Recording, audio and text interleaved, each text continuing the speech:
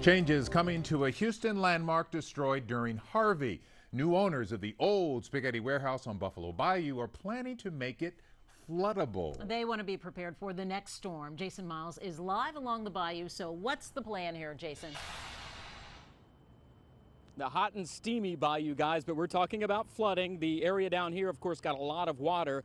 And this kind of stuff has a lot of people rethinking the way they build things in Houston. As for the old spaghetti warehouse building here, if new plans go through, much of the outside will stay the same, but definitely not the inside.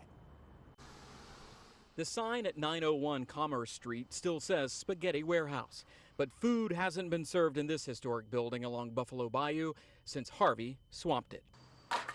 Demolition crews have replaced restaurant workers as they prepare for the site's post-flood future. It's an interesting proposal. David Bush is executive director of Preservation Houston, a group dedicated to saving historic structures.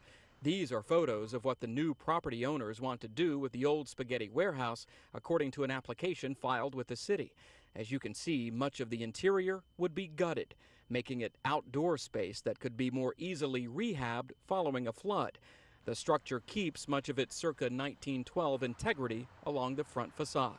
And even though the restaurant was very ornate, this was built as a warehouse. So it's not like the interiors were ever very elaborate. So there are some things that, are okay. Bush believes it's the latest example of architecture adapting to the threat of flooding, similar to what we've seen in other parts of Houston, including Meyerland, where families are raising flood-damaged homes. And I've reported on HEB's plan to build multi-level stores so ground floor parking lots can get wet without ruining second floor shopping areas. And obviously anything in the floodplain is of concern. The primary concern at this old restaurant appears to be making it viable again in such a precarious location. And back here live, this building is on the National Register of Historic Places, and developers will have to go through a few additional steps if they want to qualify for some federal money to help out in the rehab. But the major hurdle they have to clear is with the City of Houston's Archaeological and Historical Commission. They'll be hearing the case very soon, guys.